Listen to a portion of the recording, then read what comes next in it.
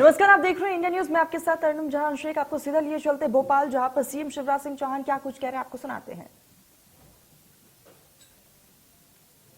उसने कहा बाबा देख नहीं रहे सामने भगवान का मंदिर बन रहा है और भगवान के मंदिर के निर्माण में जो पत्थर लगना है उन पत्थरों को तोड़ने का सौभाग्य मेरे हाथों को मिला है। मैं मंदिर के निर्माण के लिए पत्थर तोड़ रहा हूं।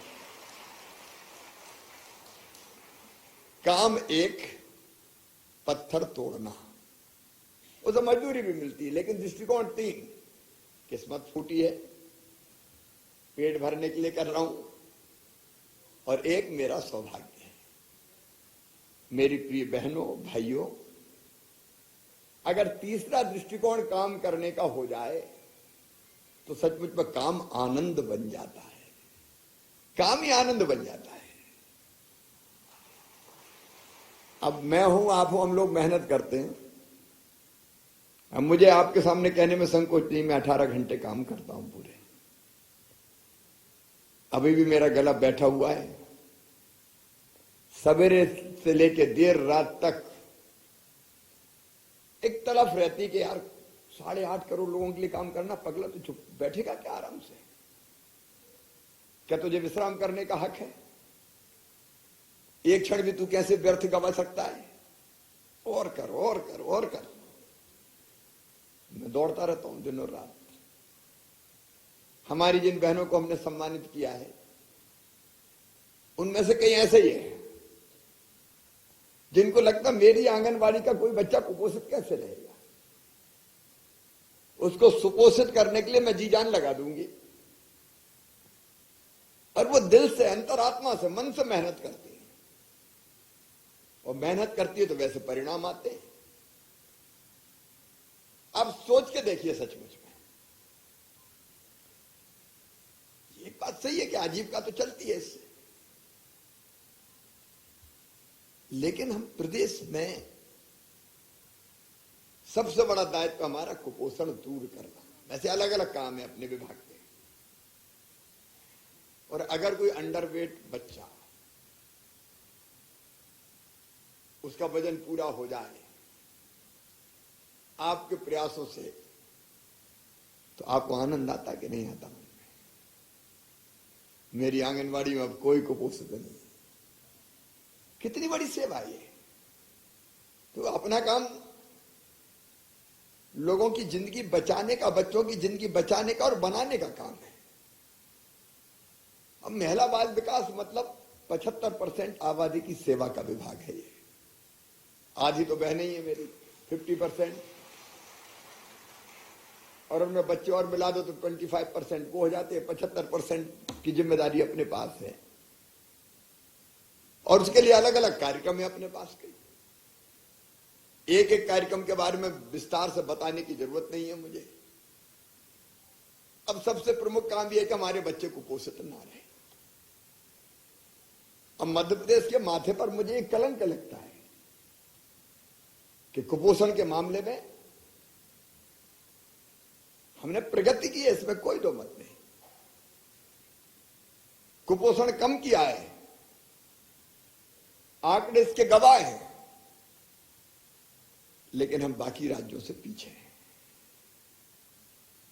देखो, आज के जमाने में इतनी योजना अपने पास है कि कोई बच्चा कुपोषित रह ही नहीं सकता। अगर हम ढंग से काम करें तो कोई बच्चा कुपोषित नहीं रह सकता। सरकार भी कर रही है और समाज भी बिल्कुल बाहें फैलाए बैठा है। अभी आप उदाहरण दे रहे थे आंगनबाड़ी में। एक दिन निकल गया मैं भोपाल में, भोपाल की बहनें यहां पे बैठी होंगी। निकले थे हाथ ठेला लेके बच्चों को खिलौने के लिए। लोगों ने कई ट्रक भर दिए, ले जाओ। और जिनके पास सामान नहीं था वो चेक ले लेके पीछे दौड़ रहे थे, ले जाओ मामा, ले जाओ मामा, ले जाओ मामा, खरीद खरीद के दे देना बच्चों को।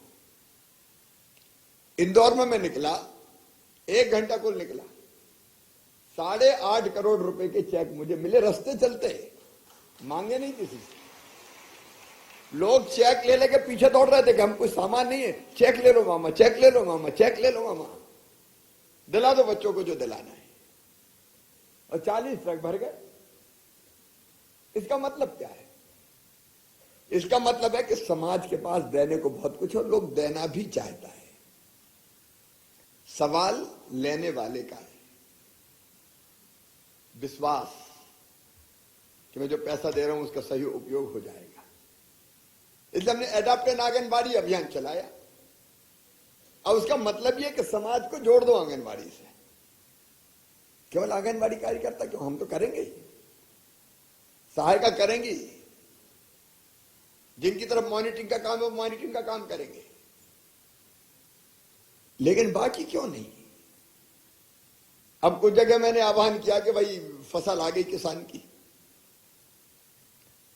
1 कुंटल आधा कुंटल दे दो बच्चों को, वो पोषण मटका अभियान आपका चलो, लोग ढेर लगा देंगे।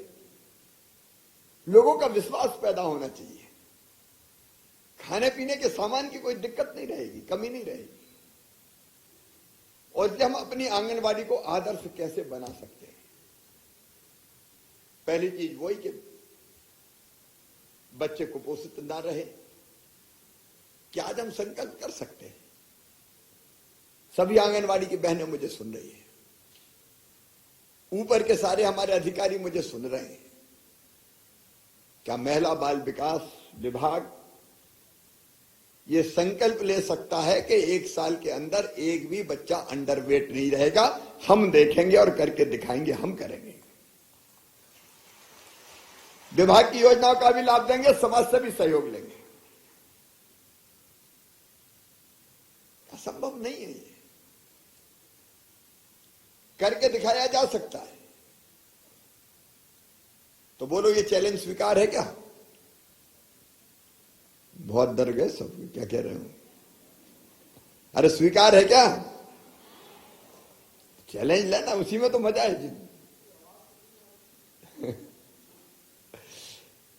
अच्छा हो मंजूर तो बोलो हाँ, ठीक है। केवल यही नहीं, मैं बाकी दूसरी जगह भी जो सुन रहा है वो कह रहे, उसके लिए बाकायदापन आंगनबाड़ी में कितनी जरूरत है, कितनी सरकार पूरी करेगी, कितनी समाज से पूरी करवाएंगे। अच्छा जहां ऐसा लगता है कि उतनी चीजें नहीं मिल सकती, तो बड़े शहर का के लिए अब इंदौर वालों से कह दें तो जरूरत पड़ेगी तो झाबुआ अलीराजपुर वो तैयार है, क्या क्या सामान देना हम दे देंगे। तो हम लिस्टिंग तो करें आंगनबाड़ी की, पोषण के लिए ये चीज चाहिए, पहली चीज।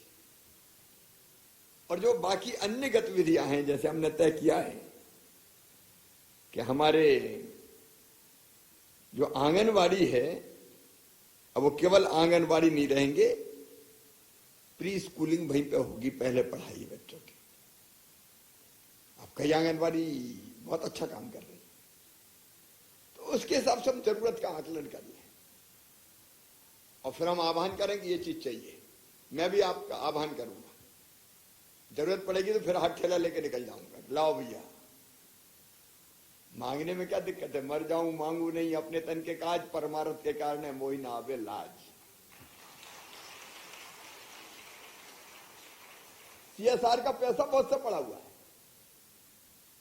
पैसे की कमी नहीं है, इच्छा शक्ति होनी चाहिए।